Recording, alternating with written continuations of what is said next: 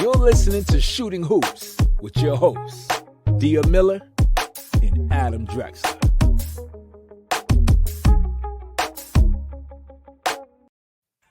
Welcome to Shooting Hoops, a podcast about basketball and the Portland Trail Blazers. I'm your host, Dia Miller, here with my co-host, Adam Drexler, and a guest that we're going to introduce in just a minute. This is episode 3. Can you believe we made it 3 episodes, Adam? I know, 3 episodes. I feel like we've been here for a year now. And we're only on 3. You can now find us on Apple Podcasts, Spotify, and on YouTube. Having video has been really cool. We've been able to do some different things than you can do with just audio. Adam is really doing a great job editing and putting in clips and photos. So if you're not watching on YouTube, you might want to check that out because there are things you're going to miss. We're trying to kind of describe what you're seeing for those of you that are listening on podcast platforms. We'll try to paint a picture of what's going on. Our goal is to get these up as fast as possible. We know that this stuff is happening quickly. The YouTube videos will probably go up slightly before podcasts as well. So joining us today is a very special guest all the way from Houston, where Adam actually is located as well. Hall of Fame Trailblazers legend, Clyde Drexler. Clyde is also Adam's father. So yeah, Hall of Fame dad, I might add. Which really is the accomplishment. Yeah. So Clyde, I appreciate you joining us. Thank you for being here. I think this is going to be a really cool episode, something I've been looking forward to since we started talking about doing this. How are you? What have you been up to? Tell us a little bit about what's going on with you right now. Well, Dia, it's a pleasure to be here with you and Adam. You guys are doing an incredible job. I love your podcast. A lot of knowledge, and entertaining as well. But what I've been doing, Dia, is just having fun, enjoying every day, because as you get older, tomorrow is not promised. And so we do a lot of things with family, with friends. We do a lot of charitable giving, not only during the holidays, but year round. And so just enjoying life, enjoying that experience each and every day, along with a lot of golf. That's exactly what I've been doing. I think we're gonna bring up golf here in a little bit. Adam and I have talked a little bit about your golfing, so I'm curious to hear more about that. Now, you're also the commissioner with the Big 3.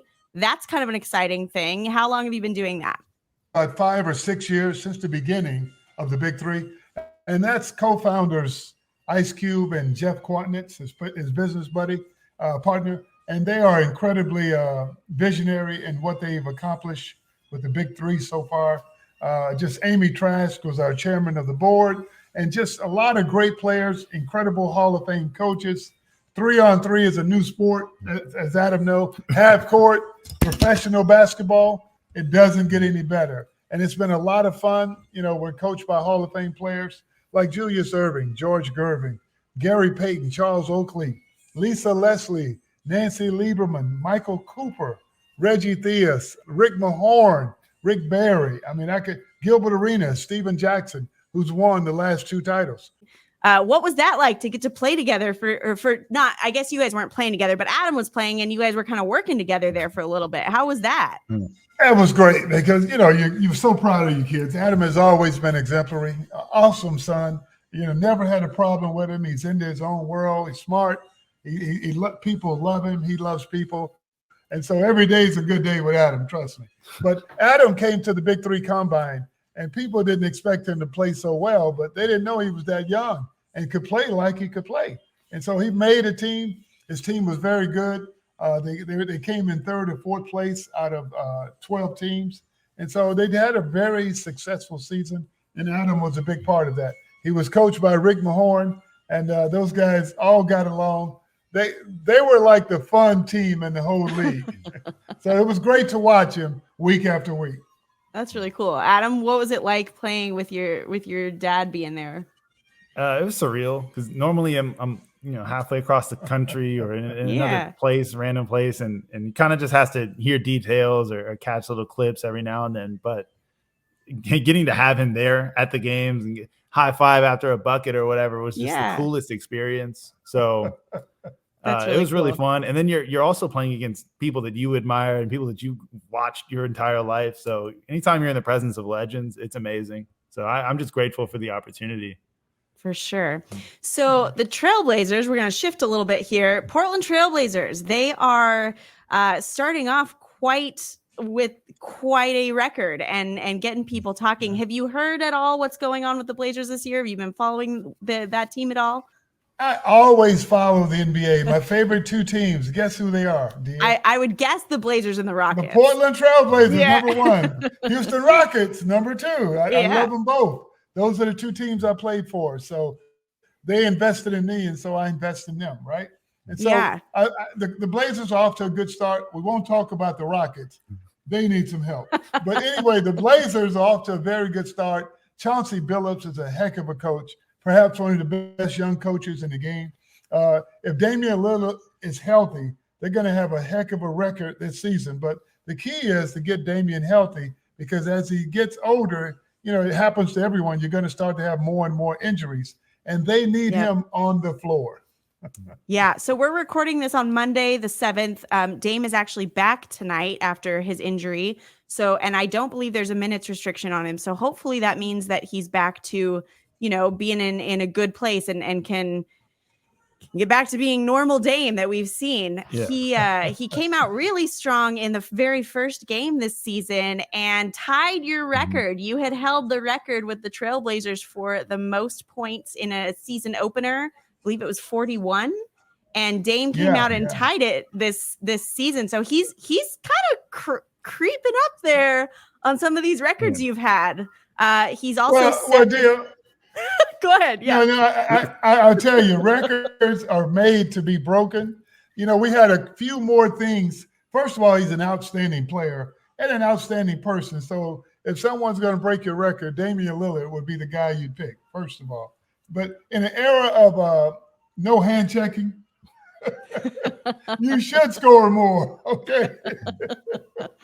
But he can really get the job done, and he's so much fun to watch because he's so professional on the court. Yeah, and so this season, you currently hold the record for franchise points with the Portland Trailblazers at 18,040 points. That is so many points. That is, when you think about the fact that you scored 18,040 points, that is a lot of points. And Dame is creeping up on you. He's 375 points behind you, probably more after tonight or less after tonight at 17,665. So he's set to break your record this season. How do you feel about that? He'll break that record easily. Trust me. All it takes is longevity and continued excellence. But there's been some great players that played through the Trailblazers for them through the years. Notably, guys like LaMarcus Aldridge, even a guy like Kiki Vandeweghe. Had he stayed healthy, he would have broken it. Michael Thompson, maybe. Phenomenal player, right? Even a guy like Brandon Roy. Had he stayed healthy, he would have probably broken it. So that record is bound to be broken sooner or later. And I'm just happy because I won't have to answer any more questions about it. Once you hold the record anymore, they're not calling you for a comment for it. Man, that's coming up. With a record like that, kind of what part does the team play in, having a record like that where you can go game in and game out and score that many points? Like, talk about the kind of different rosters that you experienced, and like with the Blazers right now, they're a brand new look, and surprisingly, Jeremy Grant was able to get it done the other night and hit a game winner over Phoenix. But Knight, talk about the different rosters and how you kind of had to adjust to keep up that excellent play. Well, when you're the franchise player, there's a lot expected. First thing you got to do is be on the court, because here's what a lot of people don't know. In the NBA, all 15 guys think they're the guy, because everywhere they've been, they were the guy. And so if you're the guy on that team, you have to fight to continue to prove to the guys on your team that I'm still that guy. Because the minute you slip up, one of those guys is saying, hey, coach, I need more shots. I should be the guy, right? So that's the nature of team sports. And so it's never easy is what I'm saying. But continued excellence, you're trying to win games. And if you got good coaches, they're going to put people in roles to help them succeed. Some going to get less shots. Some going to get more shots, but at the end of the day, it's all about trying to win and do what's best for the team. Now, to score that many points, you got to have longevity. You got to stay healthy. You're going to miss a lot of shots, too. I probably got the record for the most missed shots as well. So, you got to be persistent. If you're not making shots on any given night, you can't quit. You got to keep playing hard, and you got to give it whatever you have. So you got to be strong-minded, strong-willed. You got to have the ability to persevere, because you're going to have a couple of bad games in a row. You're going to lose games, and so you can't get frustrated, and you just got to stay positive and keep giving your team the best chance to win. So that's what that record signifies to me. One, that my teammates had enough trust in me to keep giving me the ball, and coaches to try to help them win. And two, that I never quit. And I'm going to give you what I got. And so that's what it says. Yeah, I think that's a solid point. Those are things you don't really think about so much. You just think this guy's really good at basketball and he's scoring a lot of points. But there is a lot that goes into that. And part of that is teammates. And we've seen this team kind of evolve. And it seems like this season might be the strongest team we've seen around Dame in his time in Portland. So there's hopefully some exciting things coming. And maybe you won't have to answer any more questions about your records after this season. It's a privilege either way. But I don't want to take away from what they're doing on the court, because I'm a fan. I enjoy watching them play. And I'm just rooting for them with all my might, and hopefully they can make it to the finals. That's what I'm looking for. Yeah. It's all about winning. Yeah. I think this team could do it. I think this is a team, at least as of recent, that has the best shot of that we've seen in a while. If they keep doing it, they certainly have a chance. Yeah, we've seen it night in and night out. They've been able to compete with some of these teams that are supposed to. Like this first half of the schedule, we were supposed to get beat by, a lot of these teams, and we managed to win and stay at the top of the leaderboard. So, well, two things that have happened. Chauncey Billups is a great coach, as I said. Damian has been playing at a high level, but Nurkic has been healthy. You got to keep him healthy. He hadn't been able to stay healthy for the last 2 or 3 years, and so that's got to be a point of emphasis, as well as Damian. Nurk has been a big difference maker. When he's on, and the team does so much better. I saw a fact after the last game that said he has not missed a 3-point shot in 3 games. He hasn't missed one. He can really play. His game, love his game. Very versatile. Doing well.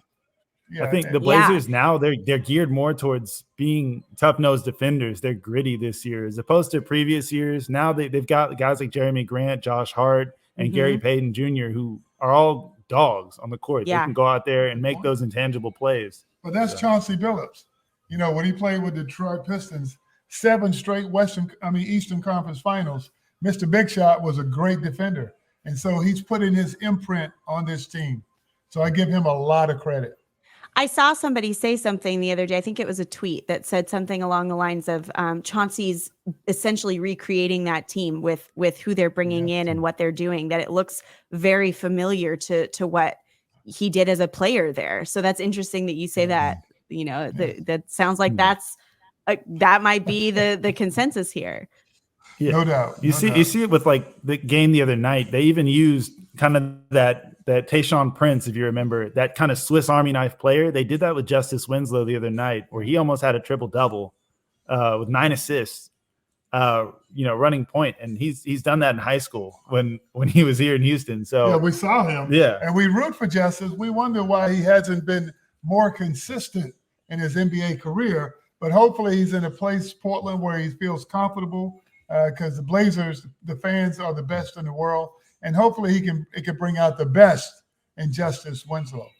I want to talk to you about fans in a minute, but Justice Winslow, Adam, you brought him up when we did the Twitter Spaces at the very beginning of the season. And, everybody's talking about Dame being back. Everybody's talking about Anthony Simons, Nurkic, about Josh Hart and Jeremy Grant, Gary Payton. And nobody was really talking about him. And you brought him up and you were like, you got to watch this guy. He's going to make a difference. And he has been. He's been doing really well. Yeah. on a Blazers team where height is the biggest commodity for the Blazers. If you looked at previous rosters, it's been Dame and CJ. You know, the backcourt's been pretty small. It's hard to play defense when you're that height. And, you know, they usually have to outscore their opponents rather than stop their opponents from scoring. Right. So with a guy like Justice Winslow, who's 6'7", and, you know, big, can defend multiple positions, and not only that, can play make and make those plays. He's a good contributor and a good guy to have on any unit, first unit, second unit.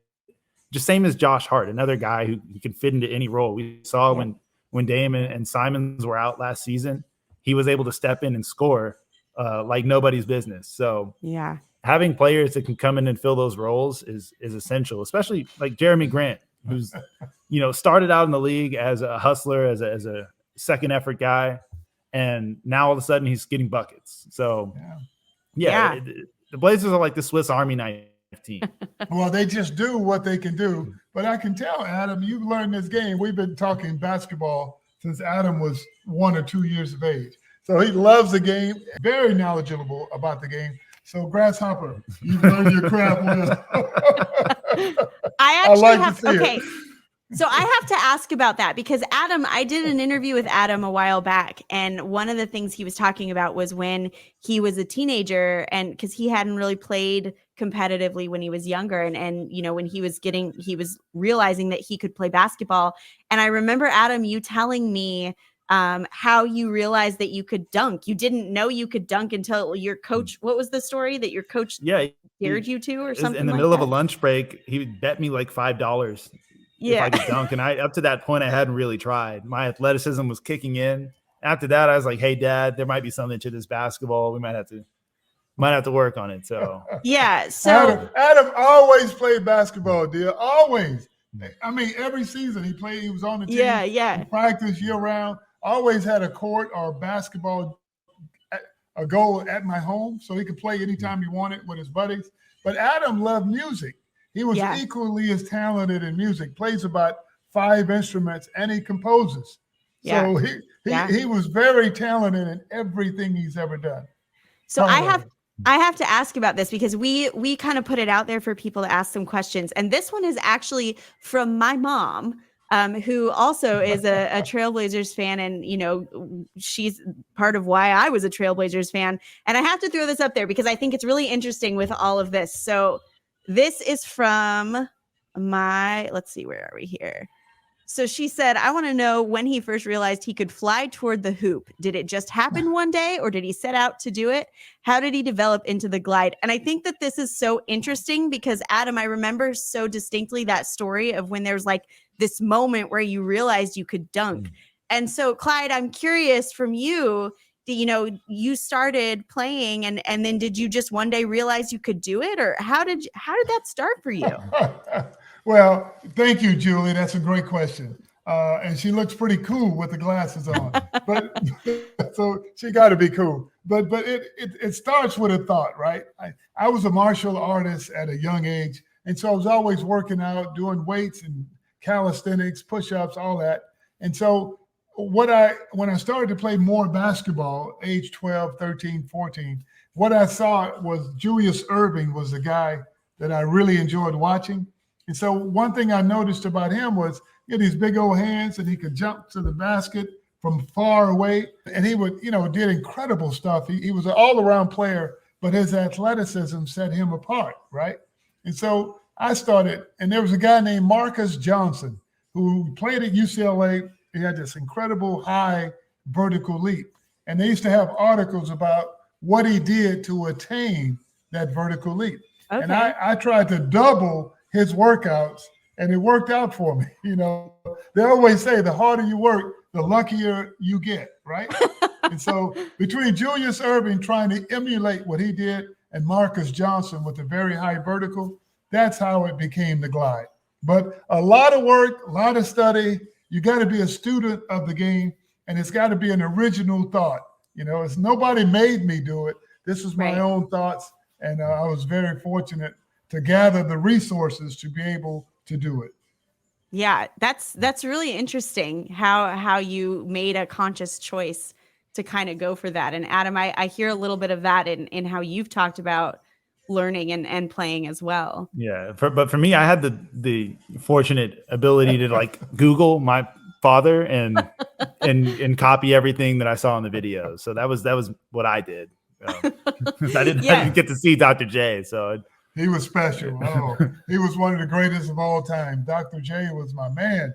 But I also like watching Clyde Frazier because he had the name Clyde. Right. Now think about it. Not many kids had the name Clyde back then.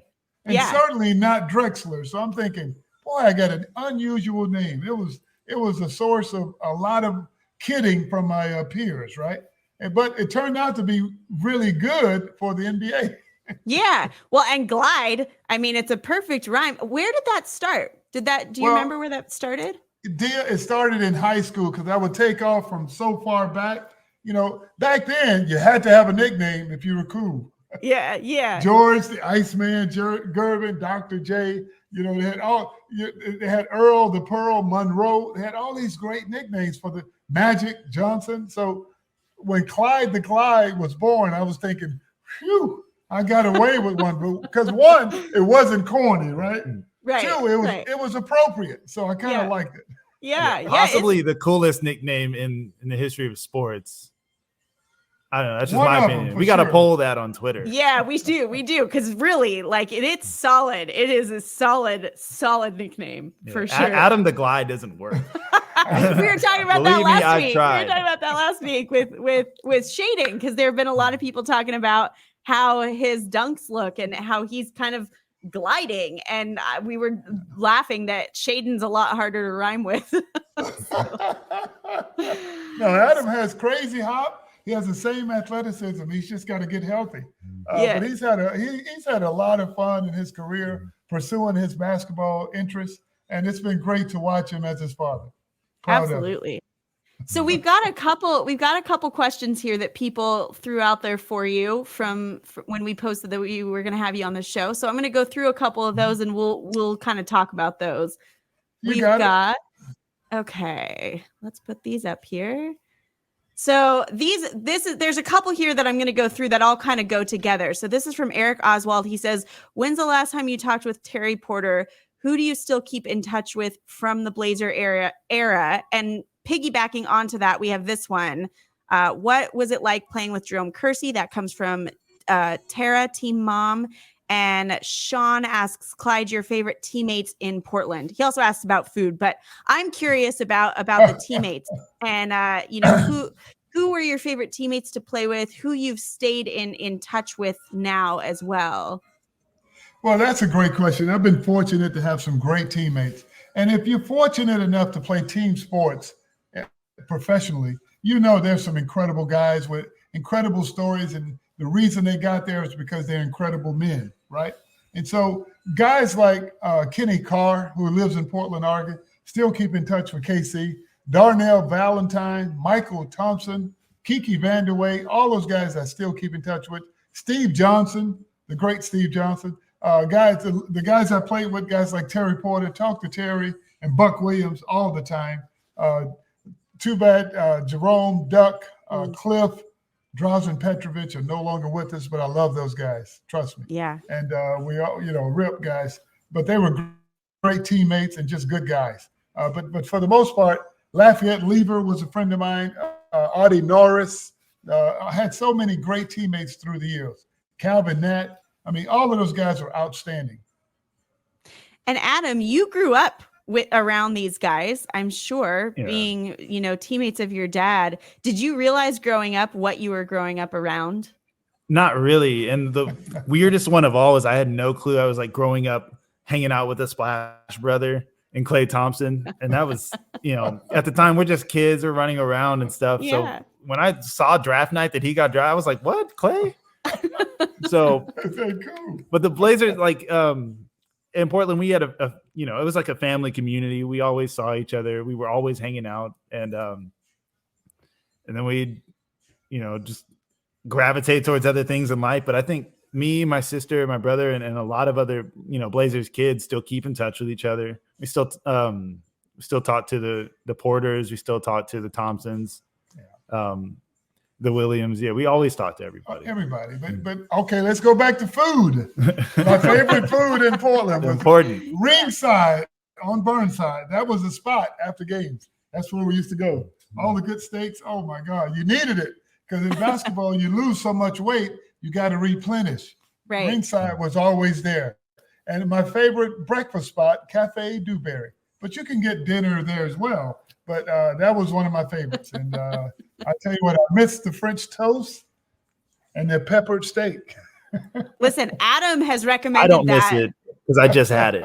I was going to say, I think twice you've said you got to go eat at this place when I've been in Portland. And then I didn't see it until it was too late. But next time I'm in Portland, I'm going to check that place out. Do you know the first one you mentioned, is that place still there? Do you know? Well, it's been about 3-4 years since I've been there. And since before COVID, I haven't been there since COVID has hit. But I plan to go there in the next few months and spend some time, as always. All my kids were born in Portland, Oregon. And you got to kind of sneak in and out because you know so many people. Right. And some people get offended if you don't tell them, hey, I was here for 2 days. Right. How many people can you see? How many people can you see in 2 days? Come on. Yeah. Well, and you can't really announce that you're going to be in Portland or that's going to create something. But it's a good thing. It's always been a good thing. Yeah, for sure. I know that, I think even though it's been years since you played there, you still are so loved. I mean, every time I'm around Blazer, you see pictures of the games and things like that. You still see people wearing your jersey. I've got your jersey. I wore my Clyde shirt today. My Clyde Drexler shirt today in honor of this. I am honored. And I was there almost 12 years. That's a long time to be in one franchise. And I would have stayed had they not started tearing apart a championship team. Think about it. We traded Duckworth. We got rid of the coach. And Utah, who we were beating, and San Antonio as well, they kept their nucleus intact. And we were younger than they were, but they tore our team apart. So in an effort to keep trying to, win a championship, I was forced to go to Houston. Yeah, it's interesting because, again, this is where the comparisons come in. We hear a lot of people having these conversations about comparing you and Dame in that way as well, because Damian Lillard has been with the franchise now for almost a decade. And people, every year there's rumors that come up and the media really pushing him to try to get him to move. And I'm curious what you think about all that. What do you think about all this push for Dame to go to a different team? You've got some experience with this. I got a lot of experience, but here's what I thought. And that's why I stayed for almost 12 years.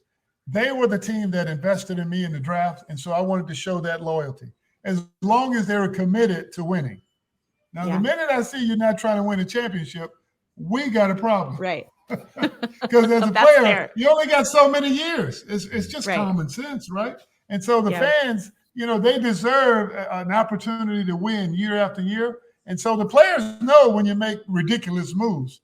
But if they just talk to the players, that stuff would never happen. I don't know who makes these bad decisions.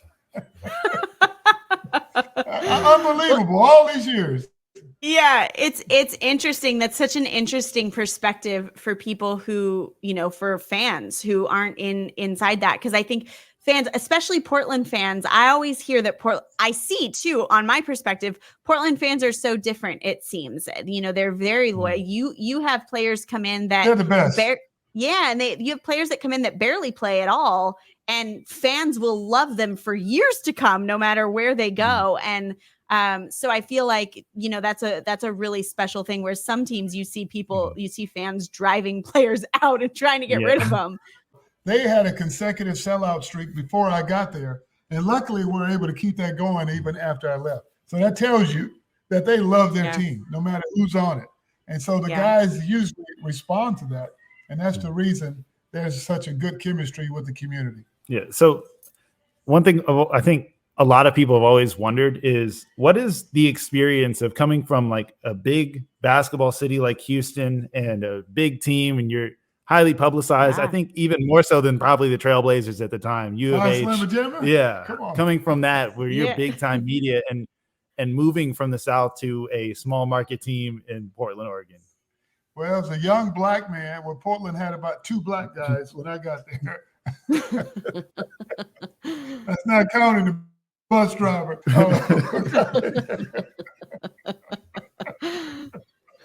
I'm kidding. I'm just being silly. But the Northwest is a liberal area. And so people don't see color there as much as they do in the South. And so that was a eye-opening experience for me. I grew up in black schools, black churches, black college at University of Houston, even though it was completely mixed. But for the most part, when you go to Oregon, it was 99, 97% Caucasian, which was different. But the people were so nice and inviting. I mean, I've never had a better time in my entire life. I raised all of my kids there. I stayed there for about 15 years after my career was over. And I will always consider Portland, Oregon home. Yeah. I will tell you that. But as a 21-year-old black man coming from a city, it was a melting pot, a United Nations kind of atmosphere in Houston with tons of money, because Houston is the #1 oil producing city in the country. And so that was big. So you had a lot of access to everything, right, at that time. And going to Portland, I think that the population was 630,000 or something in 1983. And the town closed. It seemed like I lived downtown, city center, and it looked like the town closed around 6:30, maybe 7 o'clock if you on Friday or Saturday. So as a 21-year-old, I'm thinking, hey, where is everyone at? Thank God so I ended up in the gym, and because of that, it made me a better player. So God is good. Yeah, and I think you were supposed to be a Knick. You were supposed to get drafted by the Knicks. Supposedly. And of course, they wanted me a free agent. But because they didn't draft me, I stayed in Portland because they did draft me. That's why I was there 12 years. It was called loyalty. Yeah. Yeah. It's honestly, and I think that's something that's that thought process has shifted a lot in today's NBA versus I think there's a lot more of, changing. Like players are going to different teams a lot faster. I feel like maybe that's in my head, but I feel like you're right.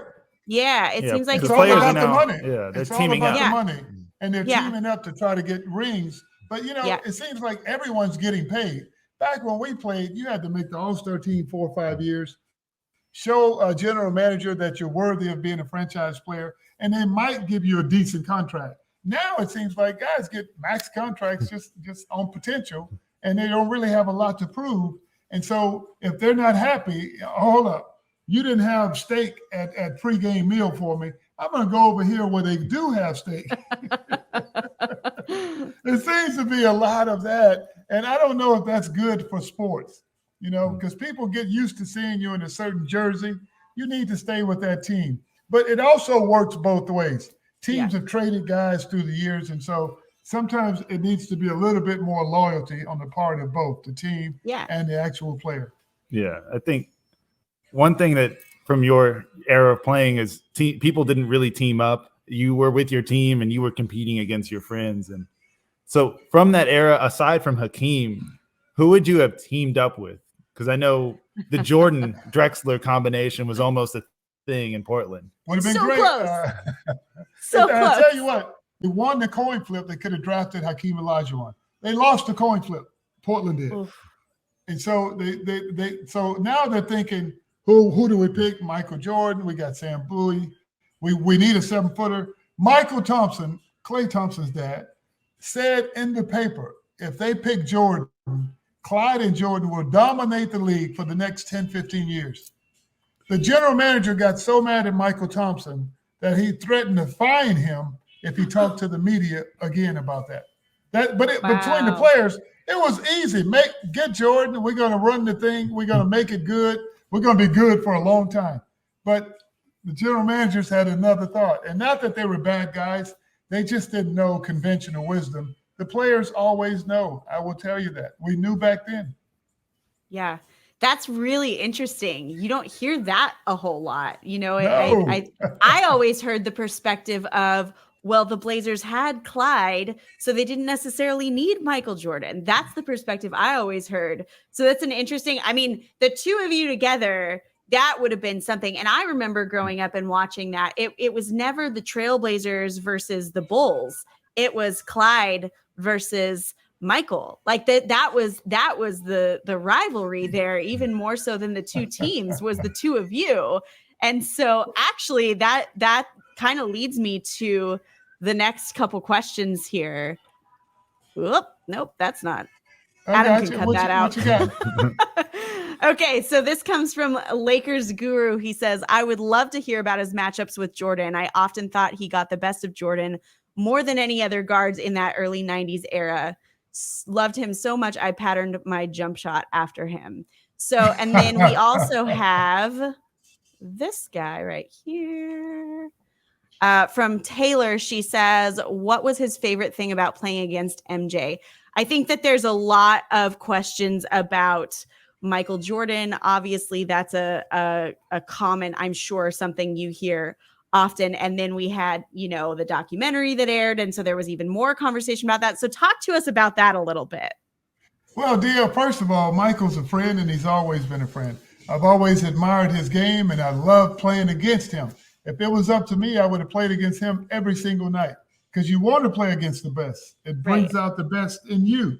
And so I had a fair amount of success against Michael, who was a phenomenal player and a great guy, right?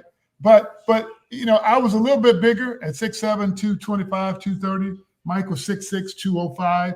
And so I could post, I could do some things that were pretty good against the Bulls and had a fair amount of success and loved competing against them. And I would say Michael's game was phenomenal. He was hard to defend because he was so quick off the dribble. He could get by you, and he's going to get that early whistle. You knew that. And he's going to get like 30 shots. And so you had your work cut out for you because he was a premier player each and every night. Yeah, and it's interesting because now my brain is going in all these directions thinking about the idea of the two of you playing together. So you said that the two of you were friends back then as well. Yeah, we were. We were supposed to head the 1984 Olympic team together, but I came out early as a hardship in 1983. So I was a junior. And so, we played against each other in college, 1982 in the Final Four. Game that they won by 5 points. And so he was aware of me. I'm a year older than Michael. And so it's always a privilege and a pleasure to play against him. Was also a teammate of his on the Dream Team. But let me tell you something. The kind of competitors we were in Portland, we were never afraid of anybody. Bring it on. Yeah. The more of a challenge it was, the more fun it was. So that was the era where that's what you took the challenge. And so that was the fun of it to me. Yeah. And of course, when you're playing against icons and legends, Magic Johnson, Larry Bird, Michael Jordan, you got Julius Erving, Kareem, all these great players, and you look at what you were able to do against these great legends, you feel good about your body of work and what you were able to contribute to your team. And so I have no complaints. Everywhere I go, people, they honor your achievements, your production, the competitiveness of the game, and how I respected my competitors most of all. Because there were guys, not only Michael, but there were other two guards and small forwards and point guards that you had to guard that would light you up on any given night. Let me just tell you. So you better be ready to play. It wasn't just the superstars. It was guys like Rolando Blackman, Ricky Pierce, Dale Ellis, Lafayette Lieber, those guys, Joe Dumars, they'll give you 40 on any given night, Reggie Miller. So you had your work cut out for you each and every time you were on the court. Jeff Malone, I can name them all, Jeff Hornacek. Any one of those guys could embarrass you on any given night. Yeah. Great players. I remember when the Last Dance documentary came out, and Adam was saying that you were getting phone calls because this rivalry was kind of built up. Everyone was like, I had teammates that would come up to me in practice and they'd be doing it, sticking the tongue out and whatever, the Jordan dunk, and then they'd get around me and they'd be, I can't say it around him. I'd hide the logo on their shoes. I'm like, hey, it's not as deep as you think. Well, and then Adam, I remember you specifically saying You're getting these phone calls about this, and your dad's out there golfing with Michael Jordan. Yeah, so everybody's making it out to be a thing that it's not. It was this grand conspiracy. I had been convinced, like, okay, there's some huge rivalry that transcends all, basketball and competitiveness. And then, I call my dad one day. He's like, oh yeah, I just got through playing golf with Michael Jordan. And I was like, what? No, the rivalry was he was the best guard in the East and I was the best guard in the West for years. Yeah. And so finally we made it. I made it to the NBA Finals first, 1990 against the Pistons. And then the next year, Jordan made it to the finals for the first time. They beat the Pistons, and then they beat the Lakers. Okay, so we made it to the finals first, 1990. We lose to the Pistons, a very good team, the Bad Boys. The next year, we got the best record in the entire league, 63 wins. We lose to the Lakers in the Western Conference Finals. They were a good team. They upset us, but they played the Bulls in the finals, and the Bulls beat them. Michael's first year of making it to the NBA Finals. And the next year, 92, Portland and Chicago meet in the finals. So there was a big buildup because both teams are so good for so long. That's why it was such a good build. It was necessary. We were a good team. I was the best player on our team, perhaps. He was the best player on his team. We had incredible synergy throughout the league. We were dominating for many years. And so people were looking forward to that. Well, I don't regret anything because playing against the best always is a lot of fun for me and our team, right? So win, lose, or draw, you were there. There are a lot of teams that would like to be there, right? And so they weren't. They got beat. And so there's only going to be one team left standing. So you got to be really lucky to be that team. But for the most part, that year I had a meniscus surgery that I needed to have in March, but I put it off. And so they're draining my knee with all this fluid after every game. And so when we played the Bulls, I had gone through 2 or 3 months of getting my knee drained once a week. So my knee was getting really weak. So I was healthy, but not 100%. And so I would have liked to have been 100% healthy, but better to play hurt than not play at all. It was my mantra. And so back then, if you were injured in any way, you just kept it to yourself or you didn't play. You don't put a bullseye on your injury because guys were mean back then. They come and kick you in your leg.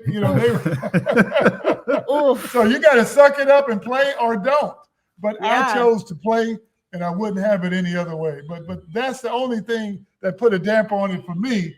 And if you can remember, Paul Allen in his book, the last book he wrote, he said one of the most amazing things he's ever seen. And he listed a few things, but one of them was Clyde Drexler playing against the greatest player in the world, Michael Jordan, and on one leg and doing more than holding his own. That is an accomplishment. That is an accomplishment. I don't even want to pass up on the fact that he just so casually said, yeah, I had to go through Kareem and Magic and those guys. I'm like, they were really good, trust me. And people forget you're beating out teams like you're beating Stockton and Malone out. You're beating the Suns. You're beating David Robinson and the Spurs. You're beating out these legendary teams and these legendary players. And I think it's kind of weird that no one talks about the East versus West. Nope.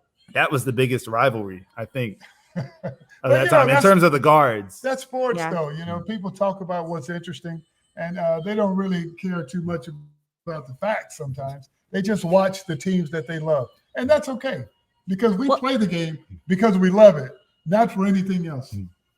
I think there's been such a shift, too, from being more of a team.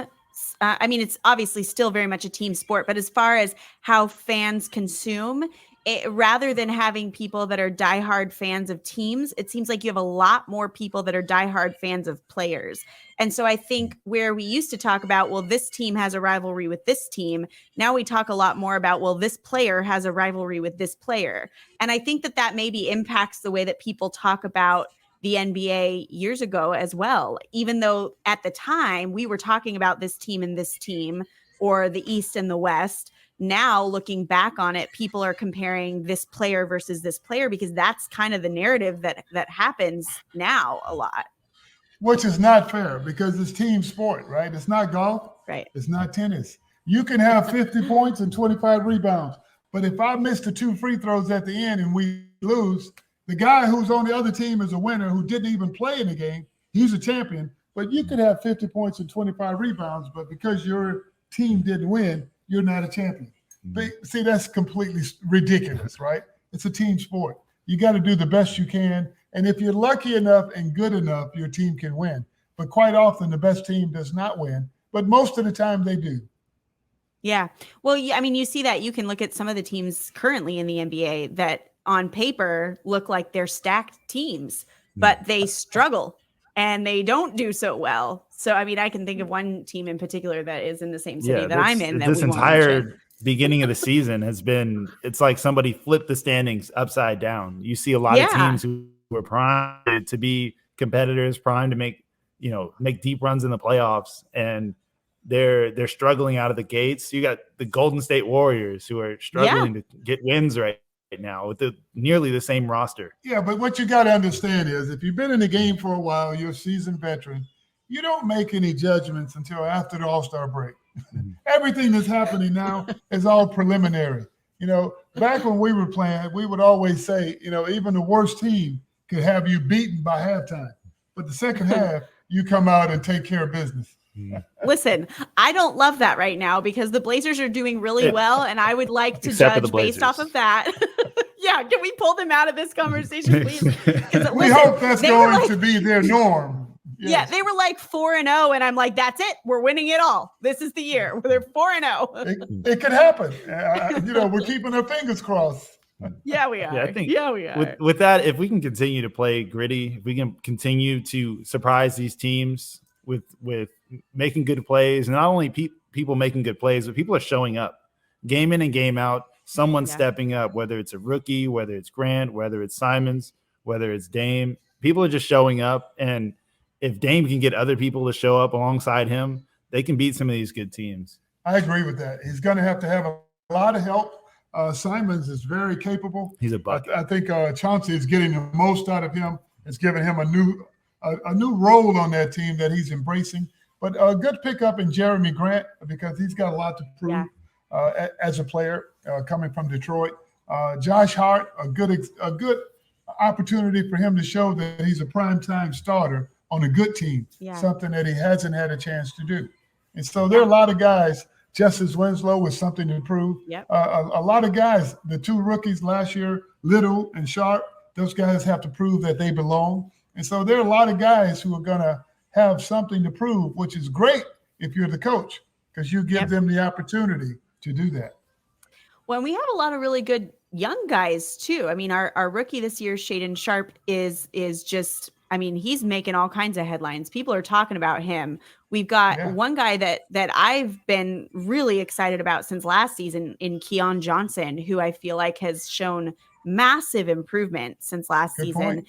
And so they've got these young guys too, where we've got this, the continued conversation has been around Dame and how he's aging, and we still haven't won a championship. But what I'm seeing them do somehow is build around Dame to try to win now while still maintaining a young core that's going to come up behind him and be the future of this team. So it's not like he's done and the team has to rebuild completely from scratch. They've kind of built this team that's going to come up behind him and be good, hopefully. Yeah, no, that's a good thought because they're not mortgaging the future right now. They got a good mix of experienced players and some very young players. I think that's always been a good strategy to have. And all of the good franchises for years kept that strategy. A good mix of veterans and young players. Yeah. And one of our veterans hasn't played yet, and Gary Payton Jr. So excited to see because he's got something to prove coming off a championship season with the Golden State Warriors. He's got his money. He has nothing. No, he's one of those guys that he's going to play hard. He's fit from the mold of his dad. They want to D you up. They want to stop you, and they want to prove that you can't stop them. So he's a competitor. I like that. That was a great pickup. Yeah. He's maybe the person I'm the most excited about adding this year. And he hasn't even played. Like you said, can you imagine? I mean, you look at how they're playing defense, and you said something about this earlier in the podcast, but I feel like in the recent years, our defensive strategy has been score 150 and hope that's enough. And when you got guys like Dame and CJ McCollum who can score on anybody in this league. Yep. It's great to have that kind of firepower, but on the defensive end, one thing we just didn't have was height. So bigger players are able to go in there and score, and we kind of can't slow them down. So scoring was the name of the game. But with scoring, good help, Nurkic has to stay healthy, and Dame has to stay healthy. And as you get older, it's not so easy. But he's a professional, takes good care of his body. Yeah. So I expect him to have another stellar year. Dame is one of the greatest players in the game today, and he's so much fun to watch because he's no nonsense. He gives you what he has. He doesn't say anything stupid away from the game. Think about it. He represents the Blazers in the best possible fashion. He does. Yeah. Yeah, he's a great player to have as a franchise player, to have kind of being the face of this team right now. Yeah. Okay, so a couple other questions here that we have. What you got, Dio? We've got... All right, so this comes from Dane. He says, besides Jordan, who was the toughest opponent for you throughout your career? Well, Dane, that's a great question. Obviously, you're an NBA, the best players in the world. Some of them, you know their name, like Michael Jordan or Reggie Miller or Dwayne Wade or Kobe. Some of them you don't, but those guys are coming after you every night. Why? Because they want to make a name for themselves. And so it's always the guys, some nights, especially when I was with Houston, with the Rockets, Hakeem, some guy who no one knew much about would have a really good first half. And Hakeem would look at me and say, who is that guy? Where did he come from? It was so funny because that's the NBA. There's so many guys that can light you up. So you have to be ready night in and night out. So my toughest competitors were guys like Dominique Wilkins, George Gervin. I played against George when he was at the end of his career, but boy, he was still very, very good. Played against Julius Erving, Larry Bird. I mean, Larry Bird, you're not going to stop these guys. They're too good. Julius Erving, I mean, he was the nicest guy, but when he got between those lines, trust me, he had a real killer instinct. And so all these guys were tough, and they don't get enough credit. James Worthy was tough. Magic was tough to guard. Byron Scott, all those Lakers. But you had guys like Kevin Johnson, who's a tremendous player. Rolando Blackman, Ricky Pierce, Dale Ellis. I mean, all these, Mitch Richmond, all these guys who could play. So you got to bring your best to stop them. You know guys like John Stockton. I didn't guard John very often, but when I did, he was so quick. I mean, he's so crafty. But so many good players throughout the years. Chris Mullen, I can name quite a few. Yeah. And it was a privilege to play against them. Yeah. I think one of the last questions we have, if we could pull that up. Yep.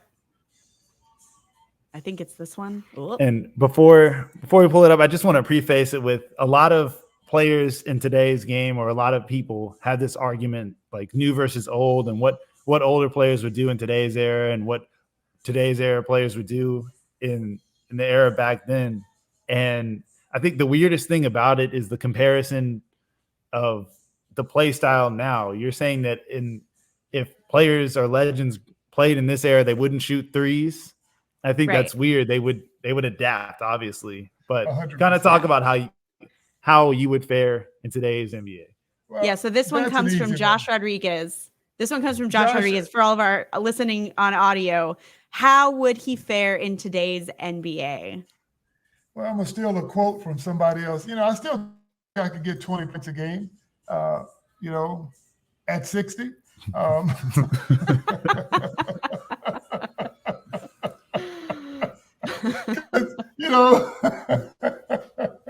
Listen, that's fair. I think the best players, honestly, let me quit being silly here. The best players would do well in any era.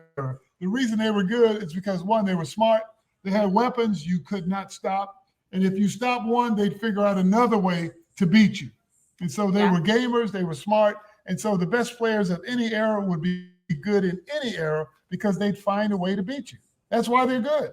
That's the best way I can put it. But I'll give you an idea of adapting. My first 7 years in the league, we didn't shoot threes. It was considered a bad shot.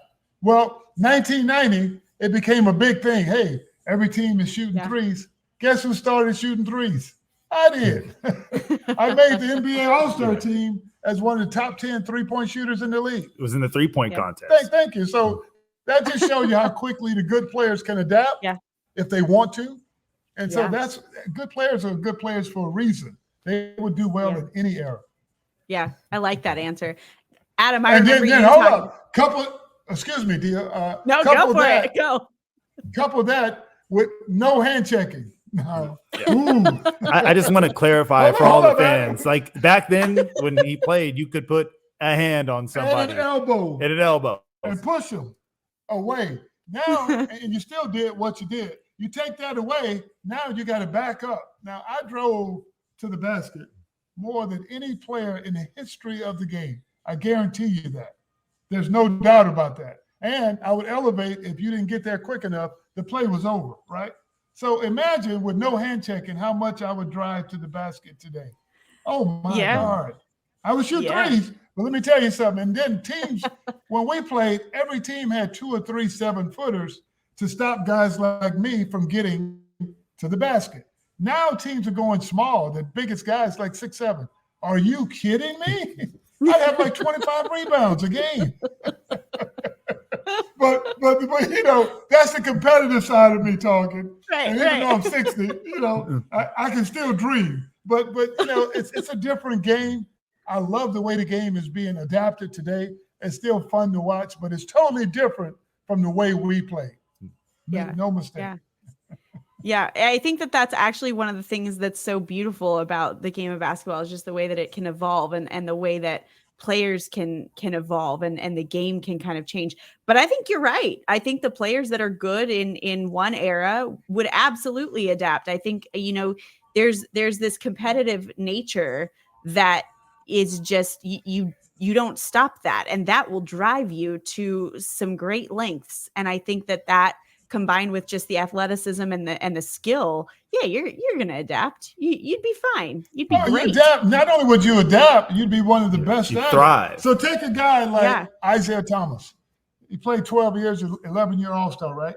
Or 11-11, whatever it was. He was phenomenal. But, you know, people don't talk about him much. That guy was a killer. That guy was one of the best players on the planet for 11 years.